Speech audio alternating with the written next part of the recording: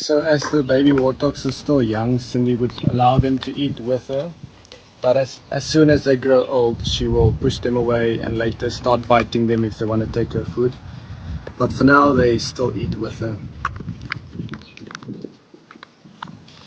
Some fresh garden tomatoes.